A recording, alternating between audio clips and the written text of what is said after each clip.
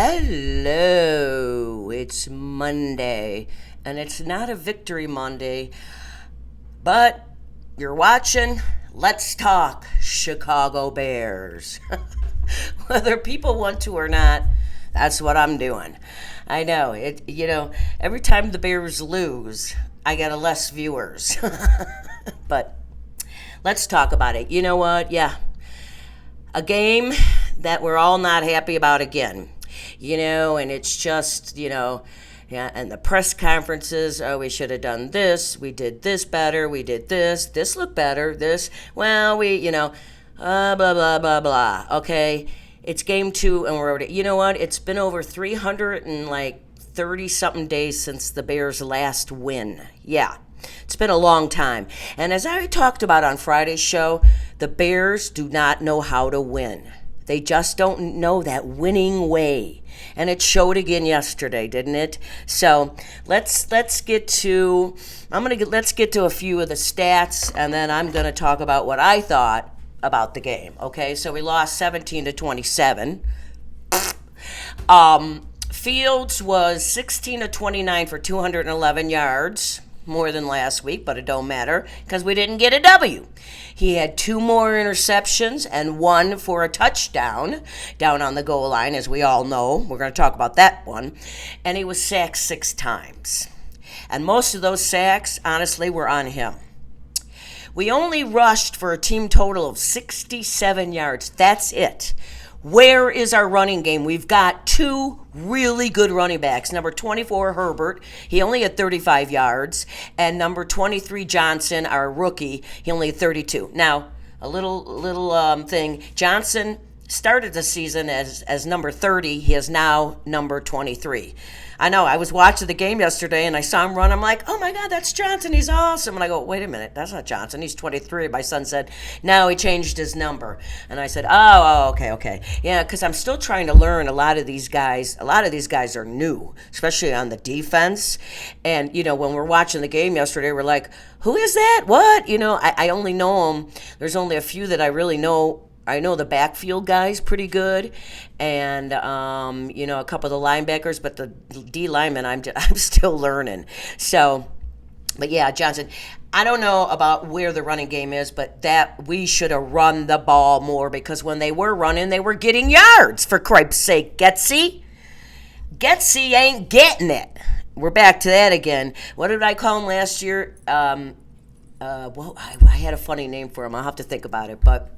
And our wide receiver, our number one was DJ Moore, who did finally score a touchdown. Right on. He had 104 yards. And the next guy behind him, which this is sad, is Clement, who had 38. And then Claypool had one good catch and then a bad catch where the ball was perfectly thrown to him and he dropped it. I mean, I've had it with Claypool.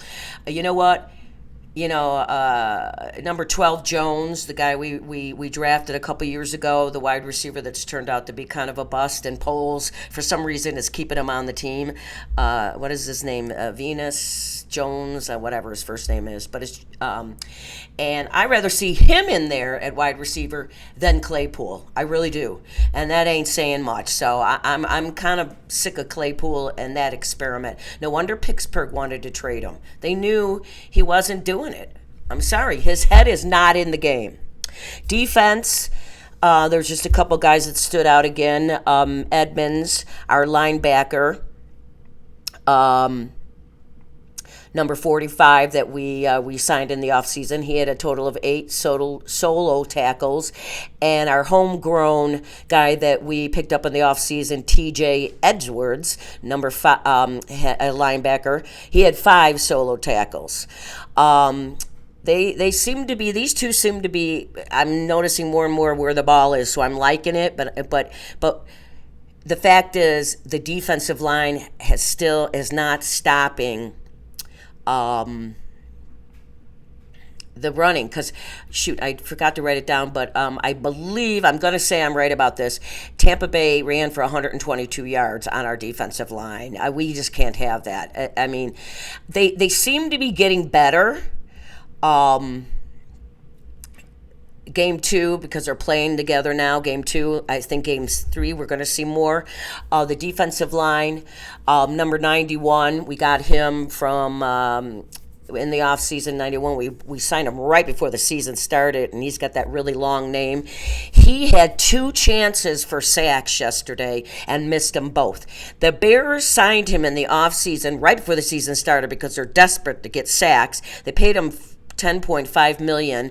So, they were hoping to get like 10 or more sacks. Well, so that's basic. He's got 1 so far this year, So, you know what? That's all the Bears signed him to do.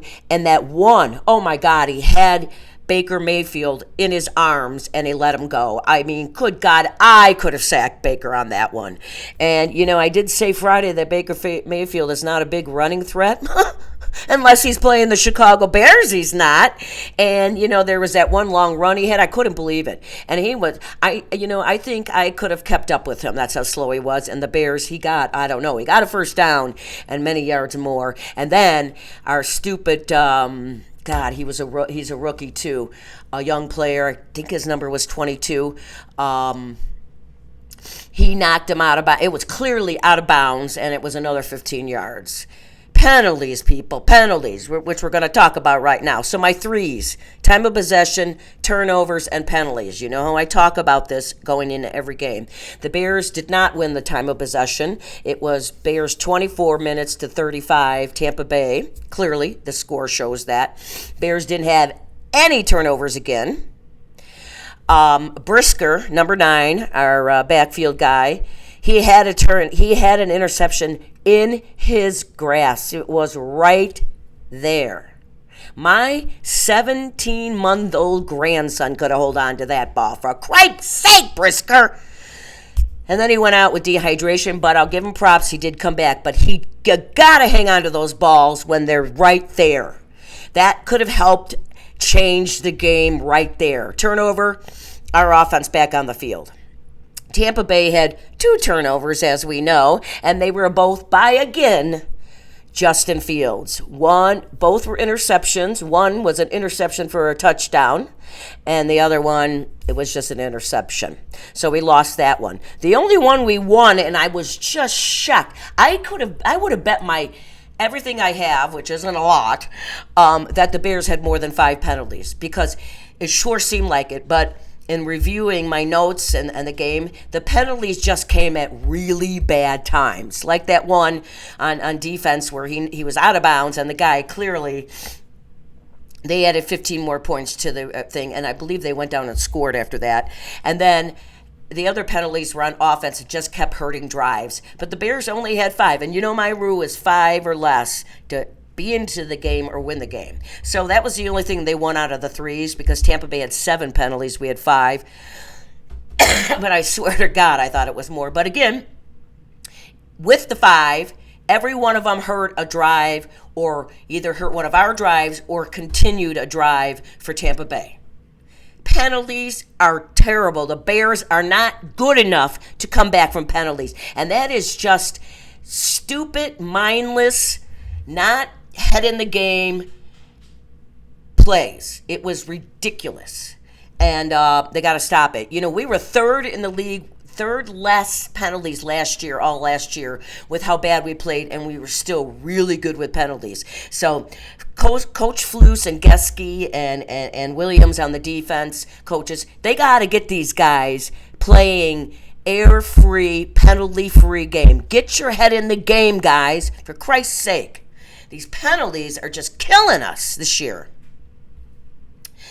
And I'm going to say, I said this last week, and I'm going to say it this week, and this is something you don't want to be saying. I mean, it's a good thing, but so you've got offense, defense, and special teams, the 3 teams. The only teams that are showing up on the Bears this year is special teams. Again, we had another good day. Santos hit a 52-yarder field goal, and number 94, he's a D lineman. He's a backup. He plays special teams mostly right now. His name is Green. He blocked the field goal by Tampa Bay, which saved us 3 points. That was good. So, and our punter, man, that guy can frickin' punt the ball. So they are not a problem at all. At all. So, I'm sorry. I was hearing some noise and I didn't know what it was. Anyways, so you know what? Special teams, yeah, that's about it. That's about all you can say that was good about yesterday. I'm going to talk about the D first, and then we're going to talk about the offense. The D played well at times. They really did. They had many 3-and-outs yesterday. They seem like, but what's really concerning me is they're missing tackles. There was another rookie who had I don't know if it was their wide receiver or running back. It doesn't matter. He was running down the sidelines, and he had him. Full-blown had him. But instead of wrapping him up, he hit him with his shoulder. The guy bounced off and went down for another 10 yards. Young man, you can't do that. You got to wrap him up. Tackling has been a problem this season, in my opinion. We've missed a lot of tackles. So that has got to be cleaned up. That is Coach Williams. Come on, man. Clean this shit up. And then the D-line this week seemed a little bit better again. Now, the D-line, they are new, all of them. There was only one returning D lineman, and that was Justin Jones, and the rest of them are not, and they're all new. So when they were getting there, they started to get to Baker. They started to push the line back for Tampa Bay, but they just couldn't make the final blow by sacking them, and that's just not going to work. Close only counts in horseshoes. It does not count in the NFL football world, okay?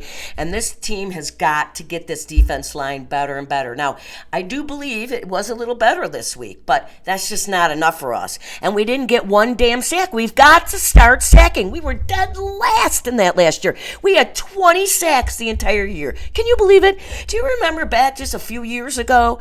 Our defense is what was making the Bears great, and we would get sacks all the time. We would get turnovers. It seemed like every game we had at least one turnover and at least one sack. We're not getting any of those now. And if your defense cannot do that, it's going to be an awfully long season again for Coach Flus and his teams. It's serious. I mean, when Baker Mayfield can run on you, that is just really bad. Really, really bad. What was unfortunate, though, is we lost Eddie Jackson, our cornerback in the backfield, number 4. He left the game early hurt, and he never returned. I was trying to find out. I wasn't really getting any information today, so you may know more than I do. But right now, as I'm recording the show, which is around noon Vegas time, which is 2 o'clock Chicago time, I hadn't heard anything yet, so I really hope it's not that bad. He seemed to be the only significant, but it made a difference. We missed him because the rookie who came in and played for him, which, shucks, I'm so mad at myself for not writing it down. I think it was number 22, really did not play well. So the defense, the backfield, that's the other thing. The backfield, I thought, my son and I discussed this yesterday, and he disagreed with me, but I thought the backfield last year played pretty solid considering how bad we were. This year, there are so many guys wide open. I just can't believe it. I do not understand. People believe it's Williams, the defensive coordinators. They're playing cover 2, I think, and that's just old, and they're not doing a good job of it. So whatever they're doing, they got to change, because these guys in the backfield, they're leaving wide receivers wide open. Well, hell, I'm a 65-year-old woman who's beat the shit out of her body, and I am pretty sure I could have gotten balls to those wide open receivers. And that is just not a good sign, people. Oh, my God. It was so aggravating. I'm just like, oh, my God. And then they come up and, they touch them as they fall down. I mean, it's ridiculous. They must be laughing their asses off. It's embarrassing. I mean, at least it wasn't as embarrassing as the Green Bay game, but this one was bad, too. We really needed this game. Now, I know it was hot down there. It was in the upper 80s in the stands, because my buddy Dan, hey, Dan, you still going with 11-6? Just giving it to you, Dan. Dan was sweating his ass off. He was at the game. Dan is my buddy who he does many podcasts, and then he also does a podcast with me on Wednesday night. And but Dan, I'm not going to let him go to any more games because now this is the fourth game he's gone in the last 2 years, and they've lost every game. So no more for you, Dan, okay? But Dan said it was really, really hot, and then I did read it was in the upper 90s on the field. So I get it. It's hard to play with all that equipment. You're running up and down the field. You're big guys, But still, NFL guys, that's what they pay you for, okay? So let's talk about the offense and Fields. Okay, first of all, Fields got sacked 6 times. And in my opinion, most of those sacks were on Justin Fields. The offensive line can only hold up so long. I'm serious. I think there was 2 that were on the line where they blitzed, came right through and got him. The other 4 were on Justin Fields. He's hanging on to the ball way too long. When he's doing his progressions on where he should throw, you know what? By the time he gets to the 4th progression, he should have taken off or thrown the ball out of bounds. There were so many times he should have thrown the ball out of bounds and would have saved us a sack and at least 8 to 10 yards in losses on those sacks. He has got to learn to throw the ball away or take off and run. You can run faster than anybody else on their defensive line. I don't get it. You know what? It's back to, I said this last week, it seems to me like the game is too fast for Justin Fields again. He's not making the progressions. He's not seeing it fast enough. And his release is so slow. I said it last week and I'm going to say it again. It does work in college football, but it does not work in the NFL. And this is why I've had a problem with Fields since we drafted him. 3 years ago. He was drafted at number 11, and I was happy, but part of me was worried because, as I've said all 3 years, if you're a regular watcher, I've said Ohio State does not produce good NFL quarterbacks. Is because college is different than the NFL, way different. See, you could be really good in the college, but not in NFL on your style. And Justin Fields, he played Georgia first, but then his last 2 seasons were in the Big Ten at Ohio State. And the Big Ten is why Ohio State wins a lot is because they're one of the few that throw as much as they do. The Big Ten are, of course they can stop the passes, but they're very big on running and that kind of stuff. And Justin is just, I don't know. It's really worrying me because I've been on the fence all 3 years about him, and more, he's in year 3 now. Year 3. And some of these things should just not be happening. The game should have slowed way down for him after last season. And it sure looks like he's right back to not doing that. And he had some great passes. That pass he threw to Montgomery or DJ Moore for the touchdown. That could have almost been an interception. It was that close, but he got it in there. And that's what we need to see more, but he's not doing it. Whether he doesn't believe in himself or he can't make the reads fast enough, what's happening is he's just not getting rid of that ball, period. And I'm just not sure that's something the Bears can fix. I'm just not sure they can fix that. I don't know it. Like I said, year 3, and we should not be seeing a lot of these things. And then he fumbled the ball twice. He did not lose it twice, but he fumbled it twice again. You got to hang on to the goddamn ball, Fields. And, the play calling has been horrible too. Okay, let's talk about that stupid call when we were back on our own, we were on like the 3-yard line. The punt was great, and they punted us way back, and it was second down, and he goes to throw a screen, and it goes right into the defensive player, and he just kind of walks in for a touchdown. I mean, what the fuck? Getsy, you don't get it, all right? I'm sick of this guy. Why can't we have, I watch a lot of football. And I saw this last night on the Sunday night game, the Miami, and the announcer said, wow, that was an awesome play call. That's something you never hear on any of the Bears games, do you? You never hear the announcers going, wow, what a great call. Don't happen, does it? No. Although there was something funny that happened last night in that game. It's Mike Tirico and Chris Collinsworth. I can't stand Collinsworth. And he actually said something that even made Mike Tirico laugh. He said, I don't even know what to say after that. Wow, I've never heard Chris Collinsworth admit that. Did make me laugh. But the play calling, I don't get it. I don't know. Again, we don't know. Is it Fields just not getting the first read and feeling comfortable with it, or the second read? Or is it just the play calling is that bad and it's not to his liking? We're not running the ball enough.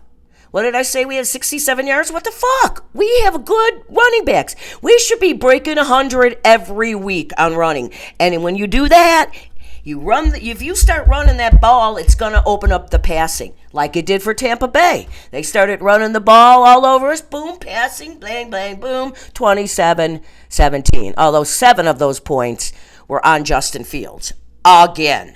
So it really should have been at one point 17-20, and the Bears would have had a good chance to come back. Well, if Getsy doesn't, call these stupid plays. So there's, okay, so is Getsy calling bad plays that Fields just cannot do? Or is it Fields just cannot play in the NFL at this level?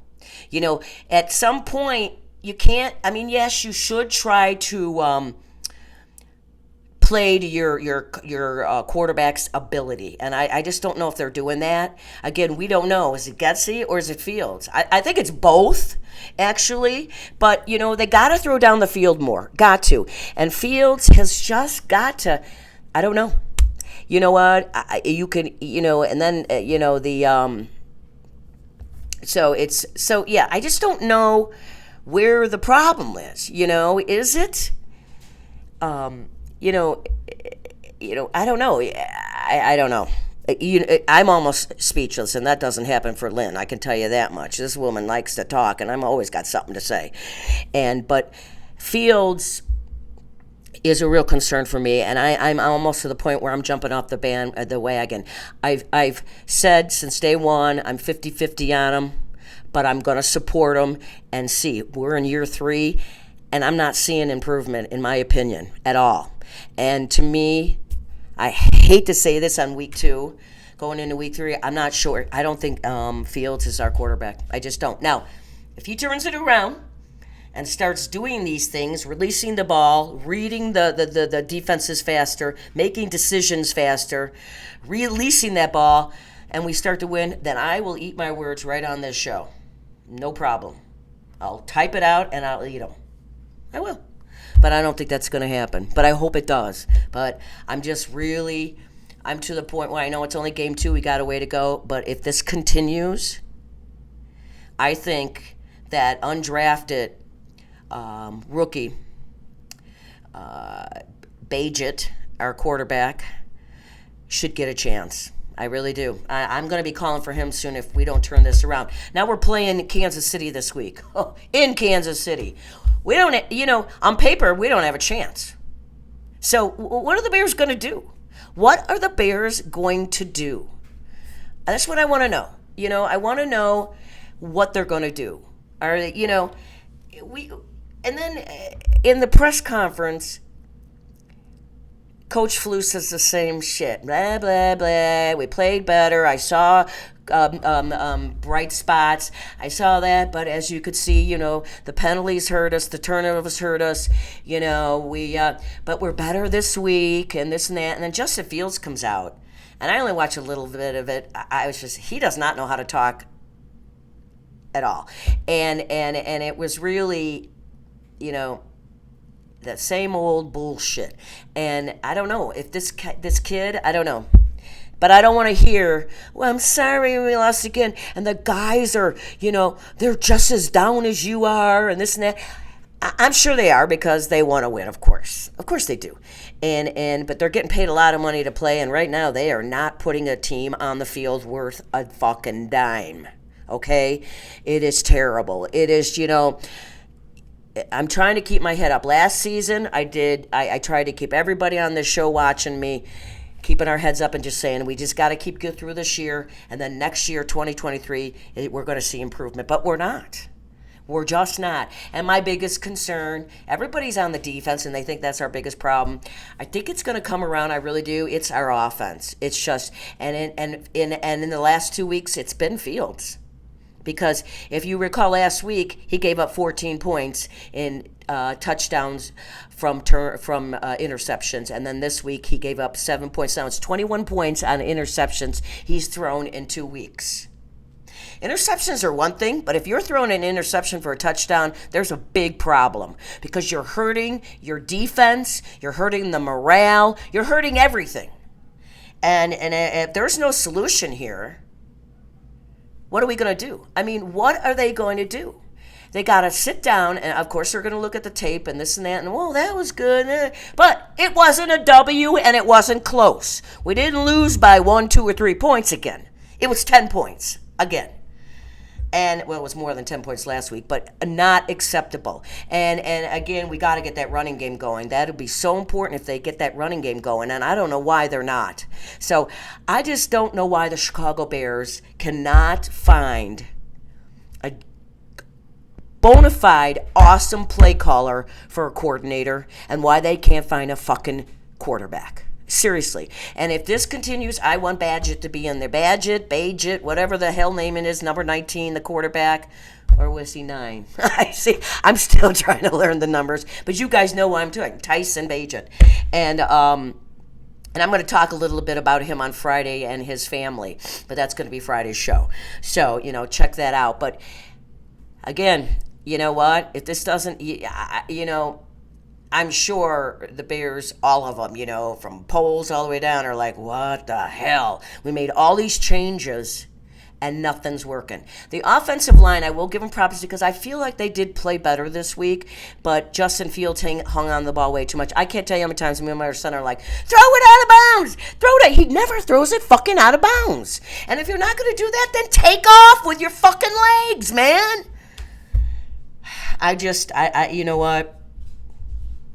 I'm pissed, and I believe that he is not the answer. I know that everybody wants him to be, but year 3, and we've really seen no real improvement. That is just not a good sign. And his contract, he's got 1 more year left on his contract. His contract is up as 2024, his rookie contract, because he was picked number 11th, so they don't have to give him the 5-year option. That's only for the top 10 drafted players, so the Bears don't have to do that. And they got 2 number 1 picks next year. But we also have that young rookie who was in preseason. Looked, I don't know, there was something about him that I was saying to my son, wow. And after you see what happened with San Francisco, Brock Purdy, he was the last man picked in the draft the year before, and look what he did last year for them. He took them to the playoffs, and he was Mr. Irrelevant, and he took them to the playoffs. So why can't our guy, Badgett, I'm saying it wrong, but be that guy? You know what I mean? I know a lot of people are going to be like, no way, we got to stick with Fields. Yeah, I'm not saying next week, but I wouldn't give him many more games if he doesn't show improvement each week. And in my opinion, he didn't, even though Coach Fields said he did. He looked better. I didn't see it. Sure, he got a few more passing yards, but so what? He still threw an interception for a touchdown, and he fumbled the ball a couple times. Fortunately, he got it back. And so you know how I feel. I'm not going to keep beating the dead horse. So, yeah, I don't know what else to say, people. It was pretty simple again, what happened. They're just not playing NFL quarterback, and they need to hold their heads up high. I'm getting real tired of this. You get paid a lot of money. Now, not all of them get paid a huge amount of money, but you're still making a lot more money than anybody who's watching this show, mostly, I bet. And you know what? We want to see that on the field. We're getting really tired. Bears fans are so damn loyal. I've been a fan for 48 years, and I've hardly missed any games. I mean it, and that is the truth. And I keep coming back for more and more. And my poor son, he is about to had it. He's like, you know what? I don't know what to do. And even though he loves the Bears, but I know I get it. See, when I was younger, I used to get so freaked out. I remember I would go to work on Monday, and that my buddy in the office, who I sat next to, just said, I hate when the Bears lose because you are just so cranky. And it's true. It would be days when I was younger. Now I'm older. I'm 65. You know what? After a while, you're just like, okay. I mean, I get pissed. I'm pissed. But I'm just like, okay. Let's see what happens the next week, right? And I just want to see a Super Bowl with my son. I've never seen a Super Bowl win with my son. He wasn't born in 85, and we lost in 2006. So, please. And, of course, that's why the fans are pissed, and I don't blame them. We have every right. So, I don't know, guys. You know, I will be back on Friday. We're going to talk about the Kansas City game. I mean, that is really going to be a tough one. I hate to say going into the game before I even go we're going to lose, but if we can't beat Tampa Bay, we're going to have a hard time in Kansas City. It's going to be tough. But Wednesday, I do a live podcast with my buddy Dan, and it's called Bears Country Podcast, The Lowdown with Dan and Lynn. And it's Wednesday night, and it starts 6 o'clock Vegas time, 8 o'clock Central Time, and 9 o'clock Eastern Time. And it is live. So you can go ahead and come on and type questions, and we'll answer them. But check us out Wednesday. We're going to be talking about this game, and Dan was there, so it should be interesting. And then Friday, I will do the show for the Kansas City game, and we'll talk about, I'll compare stats, I'll talk about what I think, and then I've got a nice story. I'm going to talk about Badgett, our rookie quarterback. I'm going to do a little story about that. So, heads up high, guys. I know it's frustrating being a Bears fan, but we gotta hang in there and see what happens to see what the Bears do, right? So, that's what I think.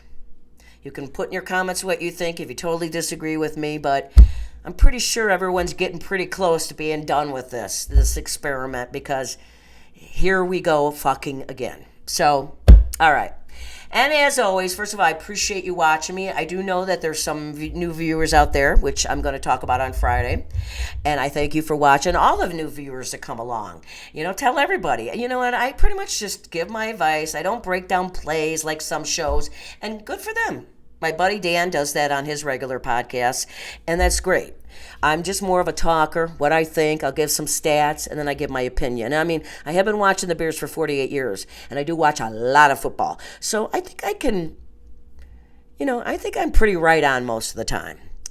But again, thank you for watching, because you have no idea how much it means to me. I mean, let alone, I'd be thrilled if one person watched me, but 100 people sometimes is pretty damn cool for the 65-year-old lady. I mean, really, who loves the Bears, loves football, and loves you guys. And as always, I'm going to end my show like I always do. Be kind to one another. Stop hate. Help people out.